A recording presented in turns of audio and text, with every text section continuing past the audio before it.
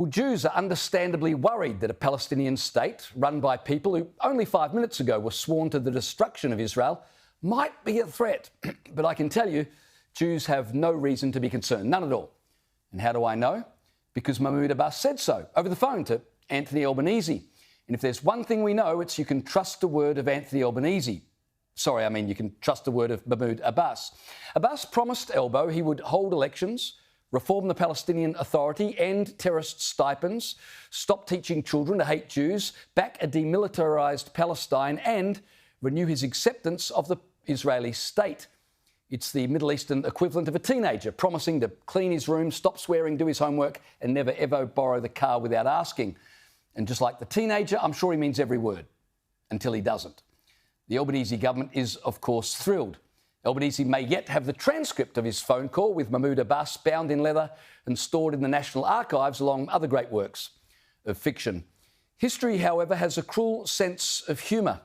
Didn't Neville Chamberlain boast about having peace in our time when what he actually got was about 11 months before Poland disappeared? But perhaps that's unfair. After all, Abbas said he will end pay-for-slay payments to terrorists. Sure, the payments have been the Palestinian Authority's policy for decades, enshrined in law and celebrated by all Palestinians, but now he's changed his mind, just like that, gone. And why not believe him? I mean, it's not like the Palestinian leadership has ever broken a promise. Mahmoud Abbas says he'll also hold free and fair elections, which is wonderful when you consider Mahmoud Abbas is entering the 20th year of his 4-year term. Ending the incitement of hatred is another bold commitment. The Palestinian Authority's education system has for years been producing textbooks where Israel doesn't exist, Jews are portrayed as subhuman, and martyrdom is the career aspiration of choice. But don't worry about any of that. Abbas has assured our PM this time they'll swap bomb-making classes for, ukulele lessons. And a demilitarised state? Well, of course, because if there's one thing the region has taught us, it's that terrorist groups are famous for giving up weapons when asked nicely. Victorian Labor leader Jacinta Allen may even pay for her machete amnesty safe disposal bins to be dotted around the West Bank for terrorists to hand in their suicide vests.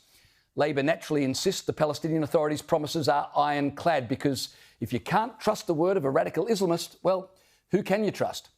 But what if Mahmoud Abbas fails to deliver? Well, Anthony Albanese and Penny Wong will do what they always do. They'll blame Israel. Then again, if Albanese and his naive colleagues who now govern most of the West are foolish enough to give the Palestinians a state, there probably won't be an Israel to blame when it all goes wrong.